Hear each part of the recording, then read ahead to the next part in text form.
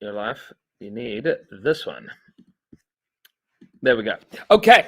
Rabbi Sai, it's wonderful to see everybody. We spent a little bit of time last week understanding what is going on with Moshe Rabbeinu. And with Yehoshua, in particular, to the idea of Moshe Rabbeinu being the giver of the Torah, who apparently cannot now change his mind. He loses some level of freedom of choice. And we left with that as a fact that the Meshech Chochmah told us. The Moshe Rabbeinu clearly, obviously, is incapable of now going back on this, of like messing up. He cannot adulterate the Torah. He can't decide a law that is not what Hashem wants. Which means, and we noted ironically, that it is not Paro in the Chumash that loses his freedom of choice, loses his Bechira, it's Moshe. And then we pointed out that to a certain extent, must apply to Yehoshua to a certain extent as well. And that is our next piece inside the Meshech Chochmah. So we're going to go back to the Hagdama to Sefer Shmos, inside of the Meshech Chochmah. We did a little bit at the beginning. Here we go. So this was our point of departure. Says the Meshech Chochmah, "Ve'im kain ech tziva Hashem she'aminu le'olam b'Moshe." How could Hashem command that Moshe be listened to forever, eternally? Ha hakol b'dei shamayim chutz mi'yir shamayim. Axiomatic to Jewish understanding of everything is that hakol b'dei shamayim, everything is in the hands of Shamayim. Let's put this on Do Not Disturb. Everything is in the hands of heaven except for Yir Shamayim. Means, says the Meshech Chochmah, practically that HaKadosh Baruch Hu does not take away the capacity for a person to choose. A person can choose to do something wrong. It says ve'ein hayediyah machrachas habechira, and divine foreknowledge does not insist, does not determine what a person is going to choose. V'shema yivcha Moshe achar zeh chalil lahosim midata. Maybe Moshe Rabbeinu would choose to add to the Torah. Maybe Moshe Rabbeinu would choose to subtract from the Torah. Maybe Moshe Rabbeinu would choose to do something to adulterate the Torah in some way, shape, manner, or form. Or to misrepresent the will of Hashem. Maybe he would do any of those things. And we pointed out that this claim was indeed, to a certain extent, made by Korach, right? Korach argued that Moshe Rabbeinu was bastardizing the will of God, right? And was doing it for nepotistic, literally nepotistic reasons, right? Made his brother Aaron HaKohen the Kohen. Didn't need to be that way, says Korach. So he says, therefore, perforce, one must conclude, that Hashem removed Moshe Rabbeinu's capacity to make free choices, legamri, entirely. V'nishar muchrach kamalachim. And he ended up muchrach. Muchrach means perforce, right? There is no freedom of choice there. Kamalachim, like the malachim. Now, we spent a little bit of time in Perek Beis understanding Malachim, right? Because you'll remember that Pinchas was a Malach and Kalev was a Malach, right? These two individuals that are scouting out the city of Yericho, they were engaging with this process as Malachim, which we pointed out means, what's a Malach? Shliach, right? That's the lashon of the Rambam. Malach is a shaliach, somebody that does a. What does a malach do? A melacha, right? That's what a malach does. He does a malacha. That's the same word, right? Malach does a malacha. That's how the Rambam understands the Moreh Nevuchim. Now, Moshe Rabbeinu is now rendered into a malach. He's a malach. He is somebody that cannot choose to do otherwise. Says v'hatam.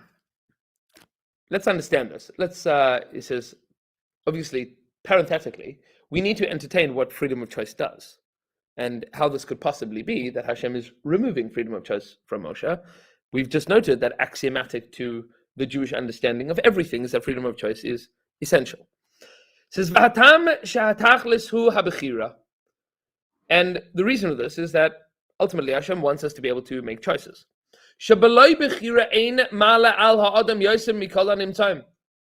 There is nothing that differentiates, that distinguishes, that makes mankind any better than anything else other than our capacity to choose. Nothing that differentiates us, nothing that makes us special, nothing that makes us better, aside from our capacity to choose.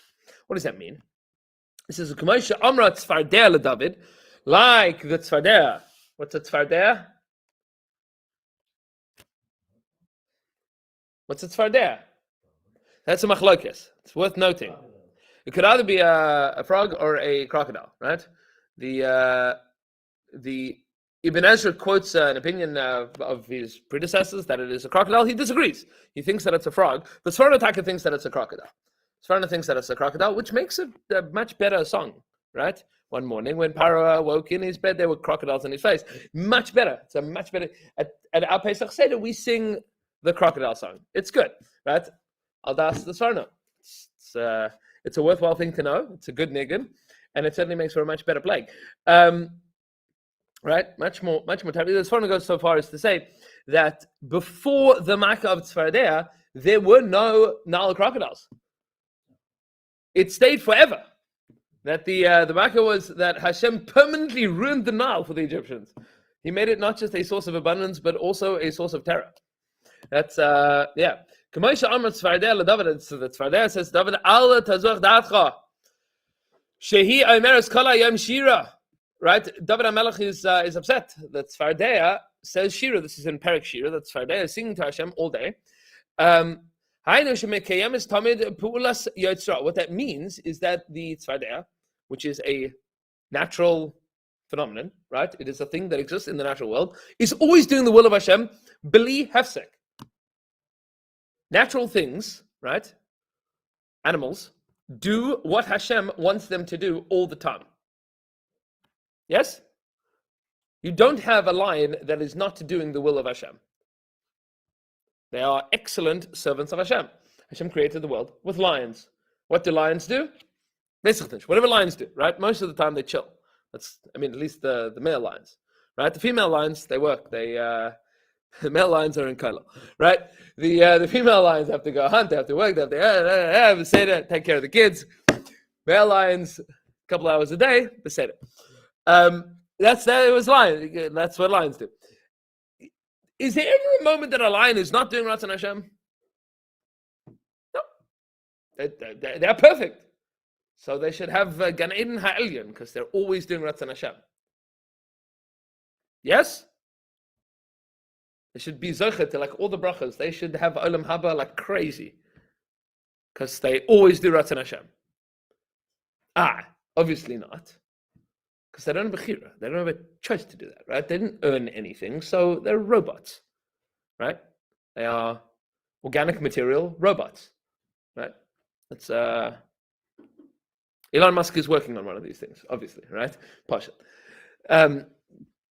One of my talmidim a couple of weeks ago asked me how to pronounce Elon Musk's kid's name. Yeah, I told him I think it's pronounced strong password, right? No. So he says doesn't stop. The outside hamusar, and what's David HaMelech saying? Kiven David bizbarnusai min hatzfardea sheha ima bishvil shehu b'chiri yasav noyam zmiris hegion liboy. He says, maybe I'm a Baal Bechira. I can do more than the Tzfardea can do. I can produce music that the Tzfardea cannot. Meaning, what a human being, a Baal Bechira, can sing to Hashem is totally different from what an animal can sing. That's what David HaMelech is saying. David HaMelech is noting, says the Medrash, that what a Baal Bechira can do, a person with freedom of choice can do, is far greater than a programmed robot can achieve. Says the Meshech Chachma, but that's only half the story. He says, Aval ha'emes, the truth is, ki kol ha'ikar hu lenatzeach ha'bechira. The goal is to completely win over your freedom of choice. What does that mean? To make things that were choices no longer choices. Now, Rav Dessler speaks about this extensively, the idea of a nekudas habechira, right? This is the very beginning of Mechtam Eliyahu. Anybody that begins Mechtam Eliyahu is Shra for Truth, right? In like yeshivas and seminaries, like they get to the first, even you get through the first third of the first book, you're going to encounter the idea of nekudas habechira.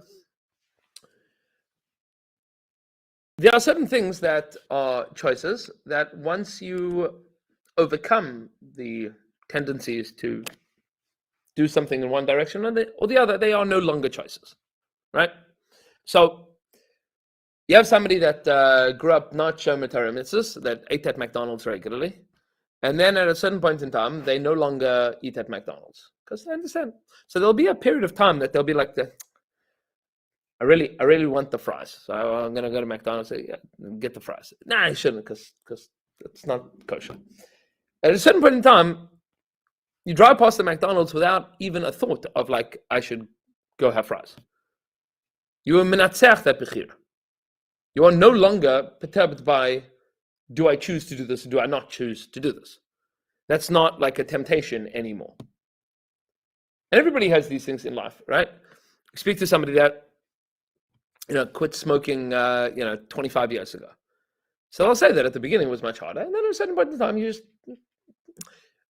there might still be like an inkling, like, it would be nice to have a cigarette, but I'm not going to.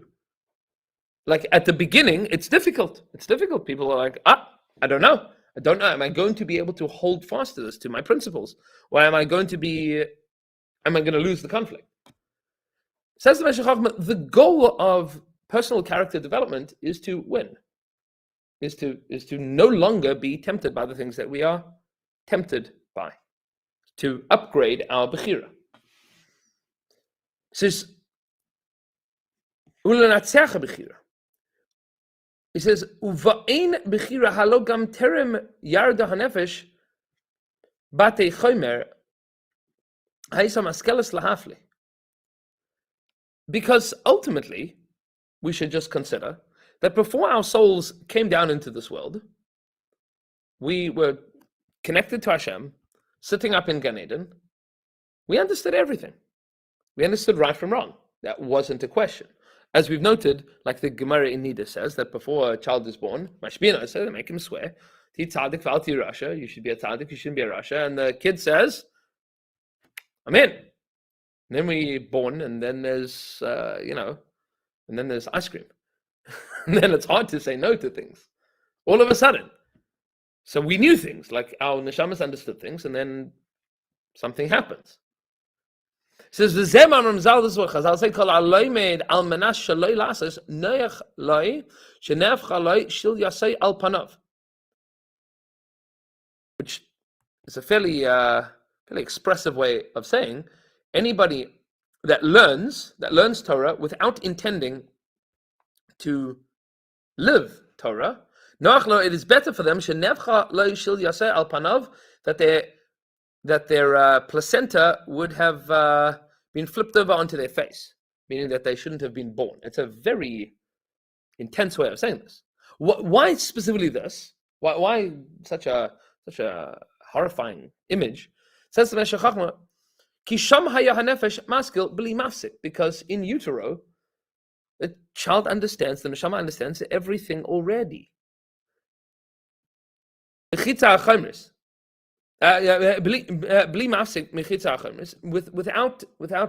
the screen of the physical world, meaning the accumulation of knowledge, knowing things, is not the purpose of being in this world. That's not the point. It's not to know a lot of things. The proof is because we knew it already. Correct. Meaning to come here to learn lots of things is not the purpose of life. Now, I know exactly where you're going with this. You're like, there are entire worlds of Yiddishkeit that seem to be built around this concept. Yes? Yeah. The Meshech Chochmah disagrees. Now, parenthetically, he notes here, says, "V'zerach b'loimein mishum shenana min hachachma." That's somebody that just likes to learn for the sake of learning. Somebody that's sitting and learning because that is a mitzvah, because HaKadosh Baruch Hu wants you to figure out in your mind how to transform the way that you think into the way that HaKadosh Baruch Hu wants you to think, through the process of learning, that is also pushing yourself, right? Choosing to spend time engaging in the thought of Hashem. So, that is also forcing yourself to do the right thing. And you are beating your Yetzirah. Lilma das Hashem, to learn the word of the word of Hashem, the will of Hashem. He says, Al Zeh Amru Talmud Godol, because it's maybe Lidei Maisa. He says, the point that I'm making, that learning by itself is a worthless enterprise, is somebody that learns because they like to, they like to learn math, and they like to learn science, and they like to learn Talmud. Person that sits and enjoys learning Talmud, but has no intention of making that something relevant and practical in the way that they engage with the world, the way that they engage with the Rebbeinu Shalom, the way that they engage with their life, much better that they shouldn't have been born. Because to just accumulate knowledge, you have that all in Shemaim already. Learning that is not transformative in some way, shape, manner, or form is worthless. Correct. Right, meaning l'shem mitzvah, meaning that you're forcing yourself to do this because it's a tzivui. Because I am an Eved Hashem. I'm an Eved Hashem, and an Eved Hashem has to learn. That's worth it. That, he says, is worth it. He says, so that's also an activity. Right? I'm doing this in the list of mitzvahs that I have to perform. You're allowed to enjoy it, right? That's the the famous Hagdama Te'eglei Tal, that mitzvahs lav lehenes nitnu, that we are not supposed to necessarily be deriving enjoyment from mitzvahs. Kodesh Baruch Hu didn't give us mitzvahs for us to have a good time. But Talmud Torah, you should enjoy, right? You should enjoy it. I mean, if you don't enjoy learning, you're going to have trouble, right? The truth is, if you don't enjoy anything, you're going to have trouble doing it. But Talmud Torah, there's a piece of it that you are supposed to enjoy. David HaMelech says, if not for the fact that I had Torah, so I'd be lost. Without Torah, a Jew is lost, because that is the place that, and we're going to come to that point. That's a very essential point in understanding Yehoshua, is that if you don't enjoy, if Torah is not the place that you go to recharge and plug in, and so chaser mashu, right? You're missing a major component of what learning is all about. But somebody that just learns because they like to learn, right? I'm a student of the Talmud. I'm a student of the Bible, so no point in being here. Somebody that is not engaged in the process of learning, I'm going to be very specific here. Spending all day learning Torah can either be the greatest thing in the world or the lowest thing in the world. It depends on why you're doing it. That's the point that Mashiach Chachma is making. You could look at a room of 1,000 Jews all learning Torah. Some of them might be doing the greatest thing in the world, and some of them might be doing the worst thing in the world.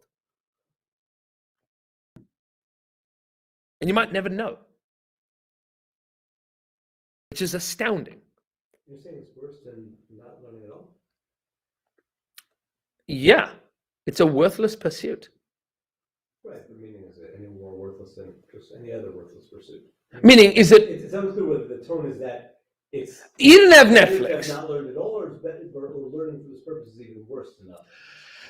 So, arguably, he doesn't spell this out. Mashiach Chachma doesn't spell this out, but arguably, one could make the claim that what the Mashiach Chachma is suggesting here is that somebody that is learning without the intention of gaining anything practical or transformative through that is worse off than if they did not learn at all. Now, he doesn't make this point yet. The Gra makes that point in Eved Shlema very clearly. I hold this by davening also. Yeah, to a certain extent, yes, although davening is slightly different. Davening is slightly different because Yehoshua was not always davening in Shemaim. Yehoshua was always learning. Davening is a little bit different because davening is by definition avdus. You are serving Hashem. There is a famous comment of the Ramah in Shulchan Aruch. The Ramah points out that it's better to have a little bit with kavana than a lot without kavana, right? On which Rav Hutner Zechat Tzaddik V'Kodesh L'Vracha would, tongue in cheek, but it's very sharp, would say, not only is it better to have a little bit with kavana than a lot without kavana, it is better to have a little bit without kavana than a lot without kavana. Right? Very sharp. Meaning, if you're not going to do it with kavana, do the minimum.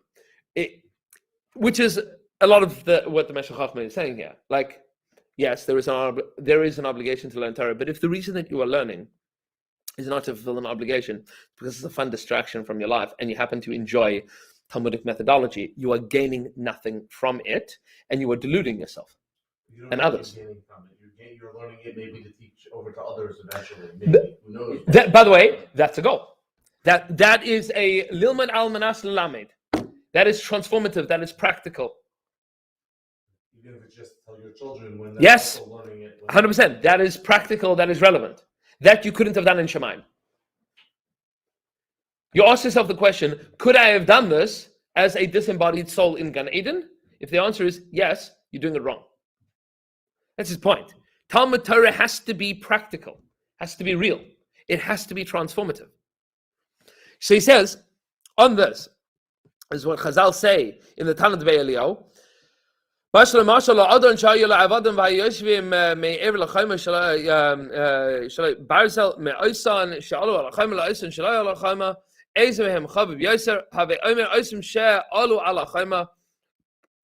HaKadosh Baruch Hu is much happier with the people that are working hard to overcome than the people that are, born tzaddikim. HaKadosh Baruch Hu wants the challenge and wants the struggle and wants the success. One is always much more impressed with a student, a child, young kid, that fails the first time and then tries another dozen times and then gets it right, than if they get it right the first time. Right? That midah is the midah that ultimately all of education is attempting to achieve. It's the capacity to try to learn something, not be able to do it, and then work harder and then do it. That's the goal, is the transformative growth that can only come through trial and error.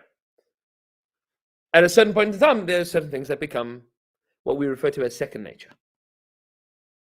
Like any skill, driving a car, riding a bicycle. These are things that are very difficult at the beginning, that at some point in time become much, much easier, and one no longer has to make the same level of conscious decisions. Those things now become habituated. So, to that end, says the Meshech Chochmah, skipping a little bit, he says, "Rak she Moshe mitzad atzmai amal v'yageh kol kach ad shehele atzma lemadrega hagavoy sheb'madregus ha'enoshi hashlimos hayoser efshari." Moshe Rabbeinu climbed the ladder of what human greatness could be until he reached the limit of what a physical human being could achieve. Lachein zacha sheyibatel mimenu habechira. He reached the point that he willingly gave up his freedom of choice, meaning these things were now second nature for him.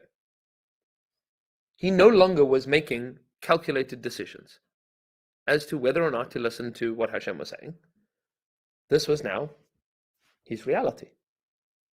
It's not that HaKadosh Baruch Hu miraculously lobotomized Moshe. Moshe still had a personality. Moshe was still a person. HaKadosh Baruch Hu didn't remove his freedom of choice. No, Moshe Rabbeinu was zeicha to not having freedom of choice. Because it seems like it's just an achievement in itself. He was meant to say it. Yes. And therefore he was there. Zocha sounds like there's still an act of beneficence. So we'll talk about what that means. Because even once a person has achieved what they've achieved, you need a little bit of schus to stay there. That's not always easy, right? Like, I've spoken to people that lost a lot of weight and then kept their weight off for a decade and then lost it. Meaning, not lost it, lost where they were at. You need a little bit to be zeicha. You need a little bit of schus. And now, that doesn't mean that HaKadosh Baruch Hu was removing Moshe Rabbeinu's freedom of choice. No. He helped Moshe, he had siyata d'shmaya to stay at that very, very high level. So much so that HaKadosh Baruch Hu can attest you can believe in Moshe forever. I'm going to help him stay at the level that he has achieved independently. Moshe's achieved that.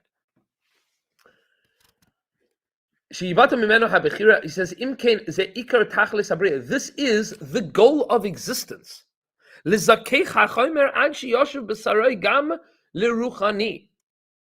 that a person transforms their flesh into that which is spiritual. And to a vessel by which the honor of Hashem can be perceived in the world. That you look at Moshe Rabbeinu and you say, wow! As the pasuk says, Chachmas Hashem ta'ir panav. Wisdom of Hashem is shining off of his face. You look at his face, you go, whoa! It's a Malach Hashem. Look at that. That's a Jew that has become someone. It says, this is pasuk in Eiv, from my body I can perceive HaKadosh Baruch Hu. Meaning from my guf. I was mezakech my guf. I can now perceive HaKadosh Baruch Hu through my physical existence. That's a pretty lofty thing to say. Says the Meshech Chochmah, that is what Moshe Rabbeinu becomes. He says, Aval Kol Yisrael, what about the rest of the Jewish people? The rest of the Jewish people had not worked on themselves like Moshe Rabbeinu had worked on himself to that extent. Now, by the way, how long did it take Moshe Rabbeinu to achieve this? 40 years. This is at Har Sinai.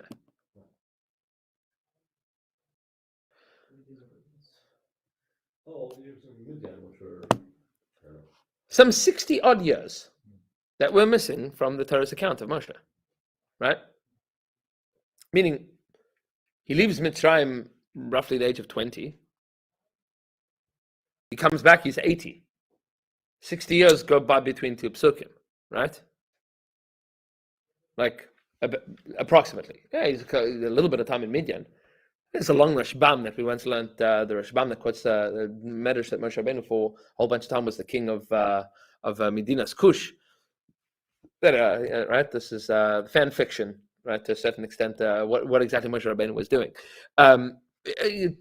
Exactly, the Makor of that Medrash is interesting, and the Rashbam using that Medrash to explain Pshat in the pasuk is also interesting. It's not characteristic of the Rashbam's style of Parshanut in general.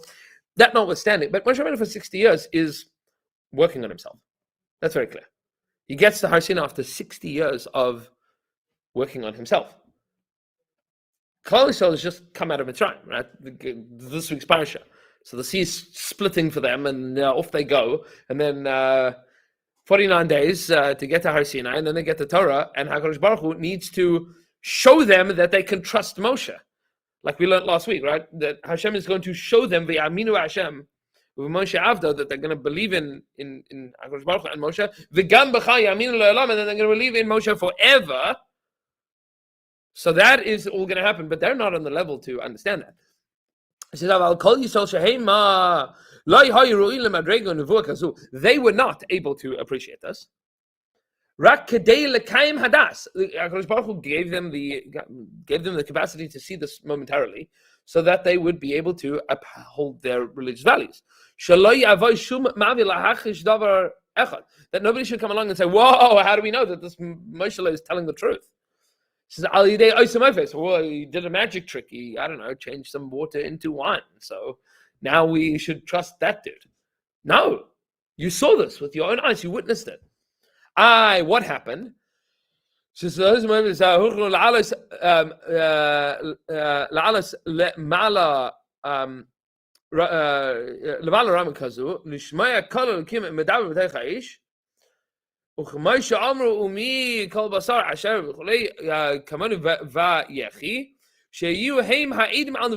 Rabbeinu himself says, you saw me go up the mountain, you witnessed this physically and intellectually and prophetically, you saw this,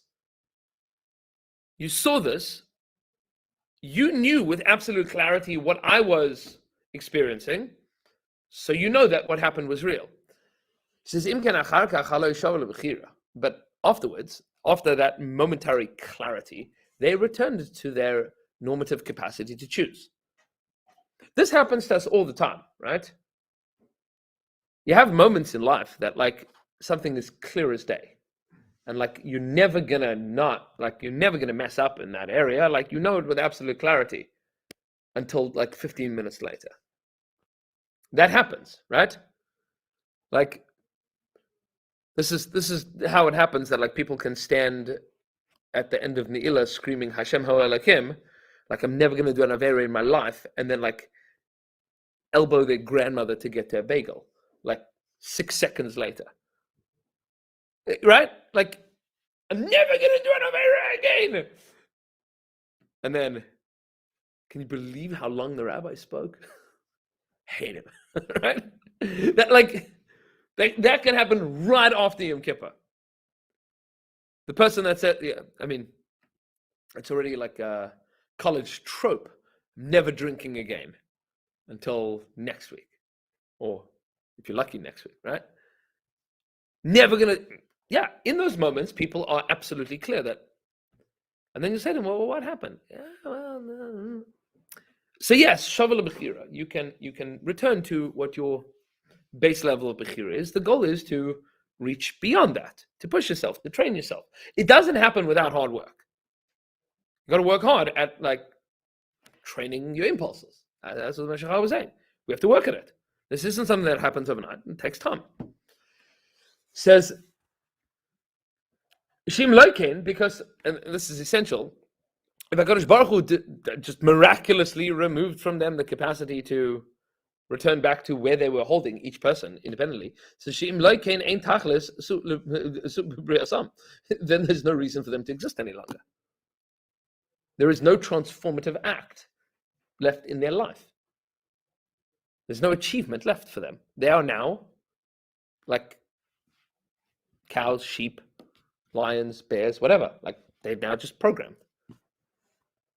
Says Kevan shares because now what are they going to achieve? They don't have choice. Says because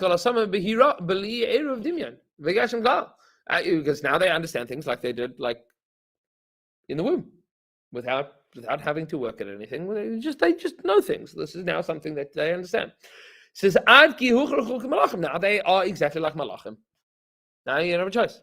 They are like constellations and the stars in the sky and sun and moon and lions and bears and wind and rain. Like these things are things that do what Hashem wants without thinking.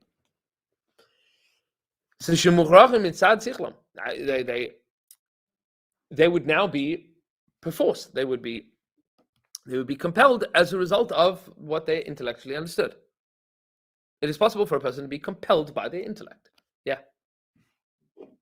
Humans as well, right? We also perform within a certain finite set of concepts and situation. Right. So in that sense, even with the Shira, we're still programmed. Yes. Most of what we do in life is pre-programmed. Yeah, certain choices are just not within our Right. Meaning most of the world that we live in is pre-programmed. Now, who pre-programmed it? So that's a good shaila. Much of it by the Ribono Shel Olam, right? We didn't choose where we were born and when we were born into which family we were born into. We didn't choose what physical, intellectual, emotional capacities we would potentially have. Most of that was pre-programmed, right? Now, of course, there's nature and nurture, and speak to the psychologists, right? Like there's what to figure out, but most of that are not necessarily choices that we make. So there's choices that our parents make and choices that society makes. There are choices that like are made all around us. And then there are choices that like Rail yesterday made that affect Rail today, right? A person can make choices yesterday that will impact the choices that they have the ability to make today. And that's an essential point to understand, is that the choices that we make influence what choices we'll be able to make next. So today I have the choice, in theory, whether or not to walk into a bank and draw a weapon. But if I make that choice today, I probably won't be able to make that choice tomorrow, right? That opportunity will now no longer be available to me. And the same is true in like many, many, many other realms, right? The choice that a person makes it impossible, it closes off options, right? It makes it impossible to do other things.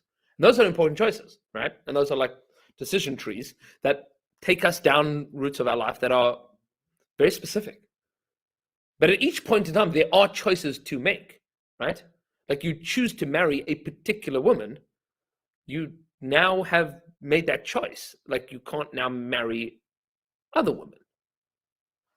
Certainly not as a first marriage, right? That choice has now been made. You can't backtrack on that. So the choice that you make now now you're locked in. That's it. So even though it's a finite standard set, the human decision tree is infinite and compared to random. Correct. Which has zero. Behema has zero options. It is compelled, meaning it's worth understanding that this is like very much the Tov and Lara. You don't ever see in the wild, you don't see overweight animals. Don't see overweight animals. In domesticated animals, you can fatten them up when we do that. My mom and her siblings, got bounced around a little bit, but had a dog by the name of Schnapsy that like lived. You must have been like a Gilgal of Elio. This dog like lived for like decades. Schnapsy B'Seif Yomov, right? Schnapsy would like walk with its belly like dragging on the floor. It's this tiny little like hund, right? Would walk with a belly dragging the floor. He was a vacuum cleaner. He just ate everything. So yes, you can take a behemoth and make it overeat, but you never see in the wild like the lion like comes back with like big buffalo, whatever it is. Lion comes back with a wildebeest, and then like devours it, and then looks at it. Yeah, could have a little more. The lion finishes it, it's full, and walks away, leaves it there, right? Leaves it. Doesn't say I'm gonna. Leaves it for a while. That's why you have scavengers in the wild. They pick at things that other animals are finished with. Right? Human beings, we're incredible. We have the capacity to like look at a plate, be like stuffed full, and be like, I'll try one of those.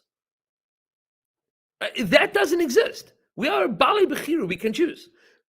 Our capacity to choose to overcome our nature can be Latov and Lara. And that's essential to understand. That's how Bechira works. Right? We could choose to do things that are against our nature in the pursuit of higher goals. And we can choose to overcome our nature in the pursuit of like lowly aspirations. Things that are against our teva. But understand that the entirety of choosing is acting against impulse. And it can go in one direction or another. And the choices that we make today influence and impact the choices that we make tomorrow. That's how Bechira works. And so he says, now we'll finally understand what Chazal explained, Gemara in Shabbos. That HaKadosh Baruch Hu held the mountain over their heads. What does it mean that he held the mountain over their heads? He says, is that at that point in time, it was so intellectually obvious and compelling that they had to accept the Torah. It was obviously true. It was obviously true. Now, they had not achieved the level independently that they could verify that. But in that moment, it was absolutely, totally, objectively clear to them. It was clear as day. And then right afterwards, the lights went out. So they couldn't see it anymore. But they knew with certainty that they knew. Could they rederive it? Not necessarily. Could they describe that feeling? Yeah. Yeah, to a certain extent. They could still describe it. They could, in fact, the Torah says that this is part of the obligation of telling the story of Yetzias Mitzrayim and telling the story of Matan Torah, is to tell over that experience, that you experienced something that was incredible. Lemashal, if you speak to people that there was to sit in Rav Soloveitchik shir, so Rav Soloveitchik was a Yochid Miyuchad, in that he would take like the most complicated sugya in the world, ask a billion questions on it, and then like resolve all of them, and people would be like, I don't know why I had a question. Like then it was like, that just made so much sense. Why is anybody bothered by this? And then you try to repeat it, and it becomes very difficult.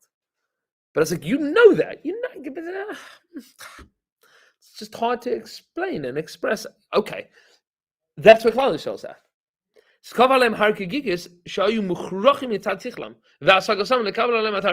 They had to understand it. It says, "V'haya inyan mikri." This was temporary. The goal of this was that they would understand the nevuah of Moshe, lo mitzad ha'osos, not as a result of any tricks, no fancy footwork. Moshe Rabbeinu is not doing tricks. This was an intellectual accomplishment. They understood it with intellectual clarity. And then they should believe in Hashem forever. He says, "Im kein ma'aseh yosem min ha'achrach halei nois lifnem lashuv ela b'chira." It had to be afterwards that they should return to the capacity to have freedom of choice thereafter.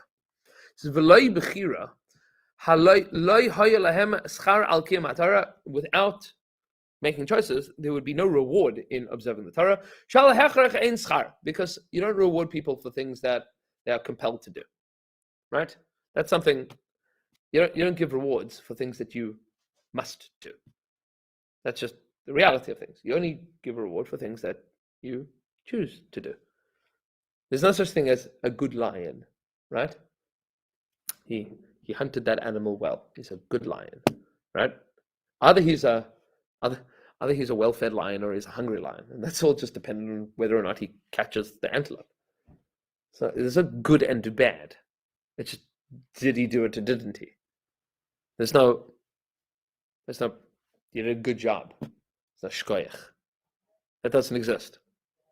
It says, Kevin Shalom mitzad amalam v'achanasam hayasar mikam mechira, because it wasn't as a result of their work, they worked on themselves, that they now had this clarity where like it's impossible to look at the world any other way. It says, Moshe Rabbeinu says to them afterwards, Hashem says to Moshe, tell them, go back to your tents. Go back to your tents means go back to your life.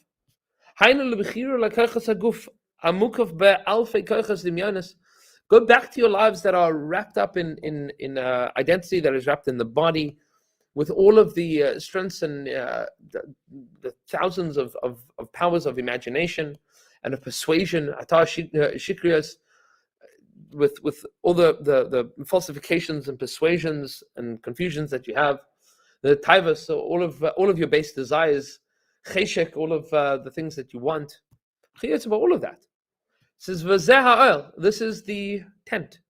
Sha'aguf hu oil ha'nefesh, because the guf, the body, is the oil of the nefesh, is the tent of the soul. Go back to your tent. All right, you joined me on the mountaintop for a moment. You appreciated how I'm living my life, but go back to where you're at and then climb from there. Climb from the bottom of your mountain. Their souls left their bodies. That's what the Medrash says. Shehu ha'chaimer, which is the physical reality. It didn't bother them at all. That's what it means that their souls left their bodies. Is that temporarily they lost body awareness. Totally. Their bodies didn't bother them even one moment. That moment of Matan Torah, it was as if they were not bothered by anything going on in their bodies. They were purely intellectual. They lost themselves in that stream of consciousness of God awareness. And then afterwards, came crashing down. Like, Sounds like drugs. yes, absolutely. It is, yeah. All of a sudden, like, whoa, okay, now I feel things again. Right? Yeah. In some ways, didn't this approach pretty much set them up for the golden calf? Because in the end, it pretty much didn't have them get there on their own, only through an intermediary or an experience, and pretty much leaves them with no ability or guidance to get there on their own. So when Moshe appears to fail, based on whatever miscalculation, however you look at it, it pretty much, this whole approach pretty much is set them up for the failure. It almost, obviously there was something wrong that they did, because they would have got 100 presumably, if not, but this is almost a direct setup. Not only set up, but Hashem made them take the call. Yeah. Totally set up. By the way, all of this, you have now the question that most people ask is, how could it be that after Matan Torah, like they witnessed God, and now they serving the golden calf? The question is, how could they not? Like what? Like what was the other option? Also, without Moshe, they have no guidance. Correct. What to do. So now you understand, like that what happened in the Midbar was normal. I mean, from where they were at, this was I like pretty much set it up that they needed an intermediary. They couldn't get Yes. it on their own, and therefore, like, yes. what was to expect? Now the Meshech Chochmah has a long theme in Kol HaTorah Kula about personal responsibility being like the driving goal of the growth of humanity, and at every stage there are opportunities for personal responsibility. But the point, Peterson. to a certain extent, personal responsibility is why Moshe Rabbeinu was not supposed to be the exclusive redeemer of the Jewish people. He was supposed to have 70 elders coming with him to Paro. That was supposed to be a grassroots movement convincing Paro to let the Jewish people go on their own terms. That the Jewish people were supposed to be inspired to leave Mitzrayim, not dragged out. There was supposed to be. It wasn't supposed to be like a Moshe-led mission. Har Sinai wasn't supposed to be like exclusively top down. Har Sinai was supposed to be very much bottom up as well, and it wasn't. And to a very significant extent, moving into Eretz Yisrael is taking personal responsibility. It's taking personal responsibility for the relationship that you have with the Rebbeinu Shalom. Which is why the Meshech Chochmah makes the comment all the way at the end of the Torah in Parshas V'zos HaBracha. That's why Moshe has to die. It's an astounding revelation that the Meshech Chochmah makes, is that Moshe Rabbeinu needs to die so that Klal Yisrael can take responsibility. Because otherwise, that you can't live in a world where Moshe Rabbeinu is just overruling the natural order of things. Nobody's doing anything for themselves. Which is why everyone has to die on a smaller scale.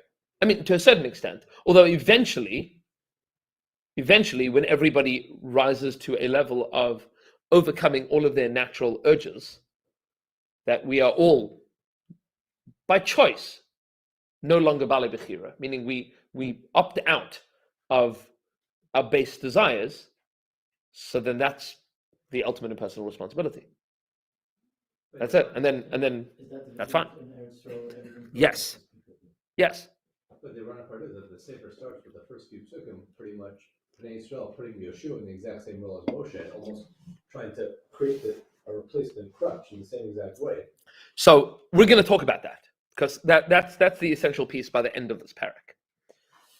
Before we get there, the Meshech Chochmah points out here,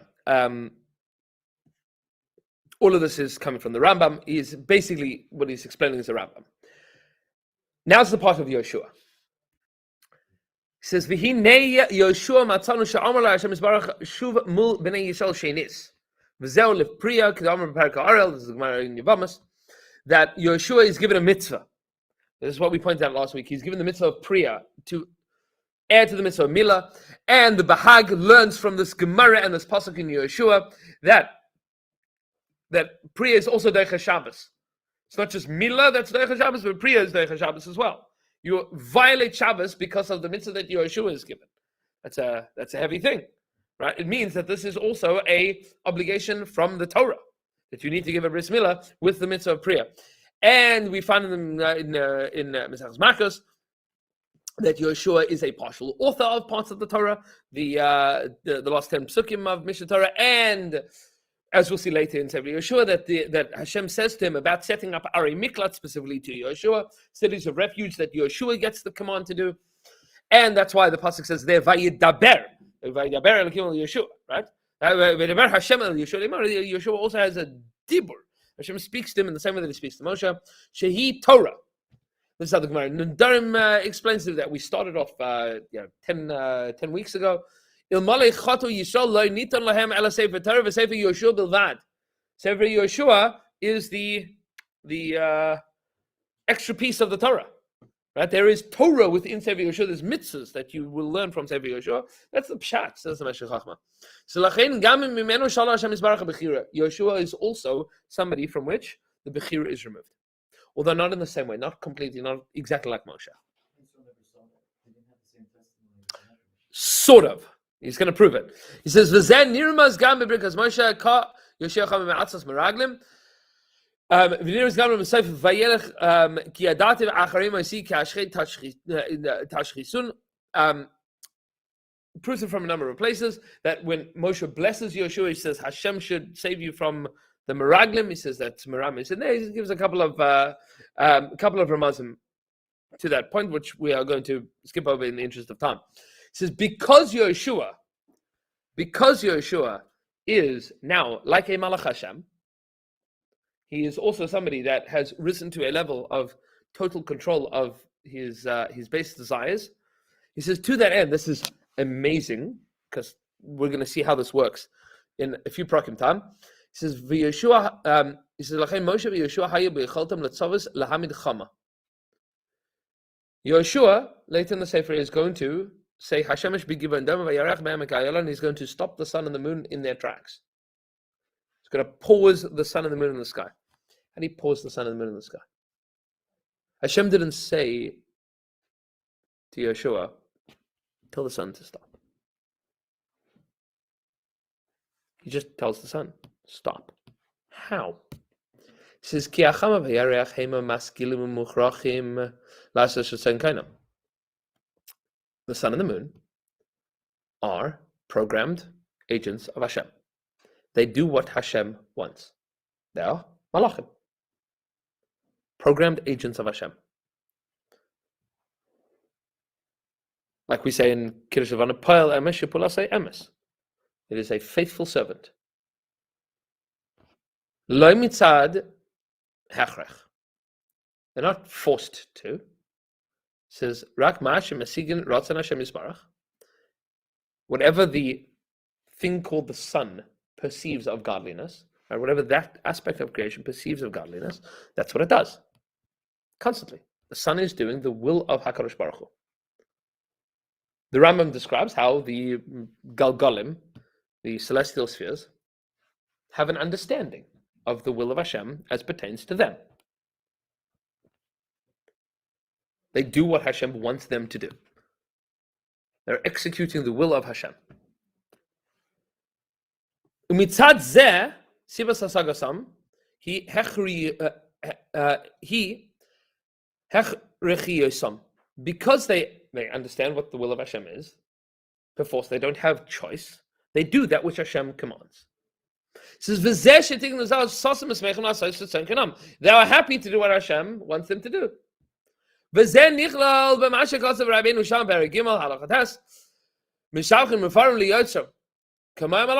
the sun and the moon and the stars also are praising Hashem, just like the angels. They are executing the will of Hashem. It says, Im kain habechiri gadol mehem. He who has choice is greater than the sun, moon, and stars.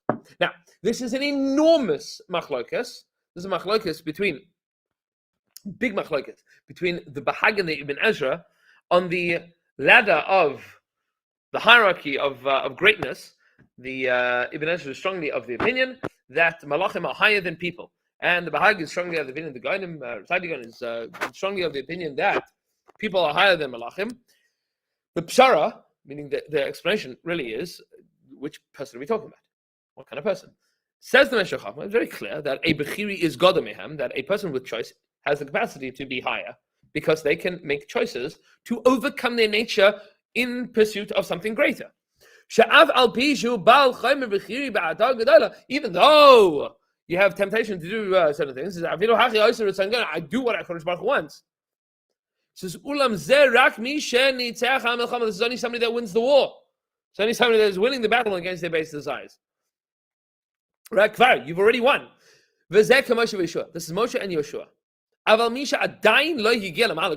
that hasn't achieved this, to do like the Malachim, cannot rely on themselves, no matter how transcendent and special they are. And then they have no capacity to tell the natural world what to do. But while they're alive, and while they are still fighting the good fight. Just before Yehoshua crosses the Yarden, Hashem says to Yehoshua, I will make you great in the eyes of the Jewish people and the eyes of all nations. V'zen nirmaz al amidas hachama. Kamay shalom Mesachas Avodah Zarah daf Chav Hey. Shegam Moshe hem milchama. Moshe Rabbeinu also halted the sun in its tracks. Effectively says the Meshech Chochmah, once you demonstrate your total sovereignty over your own nature, you demonstrate sovereignty over all of nature. That is Moshe and Yehoshua. That's why Yehoshua can give a halacha, and that is why Yehoshua can stop the moon in its tracks, because Yehoshua has overcome nature. There is no difference between overcoming your nature and overcoming nature. Same thing. Because ultimately, the goal of overcoming your nature is to do the Ratzon Hashem. So you overcome your nature completely, you've won the war, and now there's something standing in the way of Ratzon Hashem that is external to you, so just tell that to stop as well. That's easy enough. You've been doing this all your life.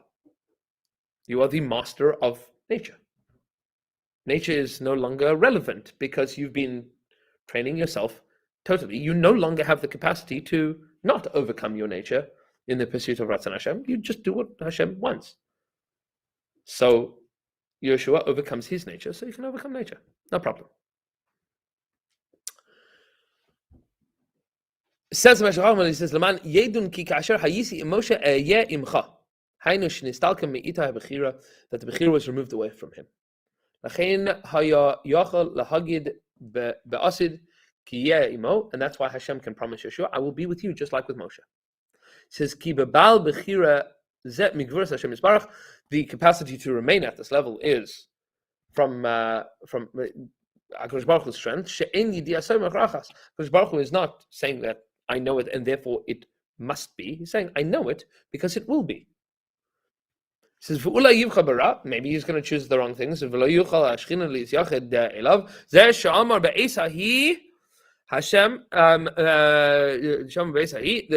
says at that point in time, go and give them this additional piece of bris milah, because at that point in time, Yehoshua is now no longer a bal bechira. He has risen to that point that he is now very similar to his Rebbe Moshe Rabbeinu, no longer subservient to his own basic nature. Now, all of this now raises the inevitable question. So apparently he is still different from Moshe. And that is the Malach at the end of Perek Hey.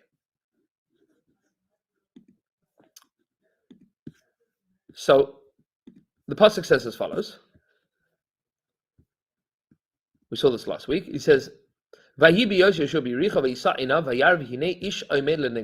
person that is standing up across from him, and he's holding a sword in his hand. And Yehoshua walks to him. He says to him, "Halanu ata ima letzarenu. Are you with us or against us?" And he says, "Ani sar tzva Hashem ata basi. I am the I'm the officer of the army of Hashem. I have come now." Vayipol Yehoshua al panav. Yehoshua falls on his face. And he says, "Ma adini medaber el avdo. What are you saying to your servant?" And the Sar Tzva says to Yehoshua, "Take na'alcha." What does that mean, na'alcha? Nope. Singular. Take one shoe off. Shal na'alcha. Take a shoe off. This is a sanctified, transcendent place. Yehoshua does this. What is going on here? So the Malbim, we'll say this outside because in the interest of time, it's just kedai to understand. The Malbim points out like this. The whole thing is very strange. What Yehoshua doesn't know what a Sar Tzva Hashem would look like, especially after what we've just explained. That Yehoshua is now no longer even a Bal Bechira, he is completely doing Ratzon Hashem. What is going on here? Says the Malbim. When Yehoshua sees this Sar Tzva Hashem, now this might be a Mari Nevuah, That's the camp of the Rambam, the minimalists within the world of personal miracles. That's the opinion of the Rambam, the opinion of the Ralbag. Either which way, whether this is a Mara Nevuah or this is a actual event that transpires, is really irrelevant to Pshat. This individual appears to Yehoshua, and Yehoshua has a question. Halanu ata im letzarenu. Are you with us or against us? What does that mean, are you with us or against us? So, Yehoshua has a question. You, clearly, Sar Tzva Hashem. Are you here? Halanu doesn't mean, are you with us? Im letzarenu, or against us. It means, halanu ata, did you come here for us? Im letzarenu, or for our enemies? What's your purpose here? Sar Tzva Hashem. Are you here because you need to inspire us to give chizuk to our fight? Or are you here to fight the war for us? Like by Yam Suf this week, Hashem yilachem lachem v'atem tacharishim. Are we going to war at all here? Are you here because we need you in our camp? Or are you here because you're just going to take care of this for us? So he says, Ani Sar Tzva Hashem. I am the Sar Tzva Hashem. Ata Basi. I have come now. Says the Gemara Masechus Megillah, Ata Basi means I have come because you, Yehoshua, and Klal Yisrael are not engaged in Talmud Torah right now. Means you have momentarily detached yourself from the purpose of why you are in Eretz Yisrael. You are detached from that. Atabasi, and we'll explain next week a little bit how this connects to the words in the pasuk, how the Gemara learns this. Which means, I'm not fighting this for you. I'm here to be mechazik you. I'm here because you need to know that if you want to sail across the natural order of the world, you need to be constantly plugged into Ratzon Hashem. You cannot be divorced from it. You need to be totally, holistically engaged in Ratzon Hashem. That needs to be your bedrock. That's not your bedrock, then you're back to the natural world. You have to fight in the natural world. And I'll help you fight in the natural world. Vayipol Yehoshua al panav artza v'yishtachavu. He falls on his face. Vayomer la ma adoni medaber elav. What are you saying to him? Vayomer says, Sar Tzva Hashem al Yehoshua, shal na'alcha me'al raglecha. Shal na'alcha me'al raglecha means, says the Shlach HaKadosh, remove from yourself your na'al means your external trappings, that which is covering you. Remove the levush. Moshe Rabbeinu is told to do this twice, because Moshe Rabbeinu is totally disconnected from the physical world. Yehoshua is not. He's still somewhat engaged. Yehoshua is in between. This is why Chazal refer to Yehoshua as the moon to Moshe's sun. He waxes and wanes. He's not always at that point. He's waxing and waning. So Yehoshua is not a Baal Bechira, but not to the same extent that Moshe is. Moshe Rabbeinu is on a much higher level of zikuch. He's purified himself, he's clarified himself, he's on a much higher madrega. Yehoshua is not quite. So the Malach comes to Yehoshua and says, Yehoshua, you want this to work? You want nature to crumble in front of you? You need to be plugged into Ratzon Hashem all the time. You cannot remove yourself even one moment. There is no such thing as being disconnected from HaKadosh Baruch Hu and expecting things to work out. I mean, they can naturally, but not beyond that. Not more than that. Not everything is going to work out magnificently and magically. Where in the pasuk does it point to any momentary disconnection out of the word ata? I mean, because Yes. ata So- following something, can you point back to a pasuk before where it implies it? So that's a great question that we will, please God, address when we take a look at the Gemara and Megillah next week inside. But what is being introduced here, and this is essential to understand, is that there are significant differences even in the madrigas of Moshe and Yehoshua, even in the madrigas of one person that is totally overcoming their bechira and another person that's totally overcoming their bechira, and they are subtle. But what the psukim are setting us up for here, so even in the pshat of the pasuk, Atabasi, I've come now. So Chazal point out that Moshe told the Malach, I don't want you, go away. And Yeshua is terrified by the presence of this Malach. Because Moshe has already overcome all the Malachim. All of the powers of the world. Moshe has overwhelmed all of that. Yeshua has not yet. Klal Yisrael at this point has not yet. So the world of Yehoshua is the attempt to do this. And we will see, B'ez Hashem, the successes in this and the failures in this, the successes of Yericho and the failures of Ha'ai. In this Nakuda, how connected are you to Ratzon Hashem? That is the question. B'ez Hashem Yisbarach, we will continue next week. Thank you so much for coming.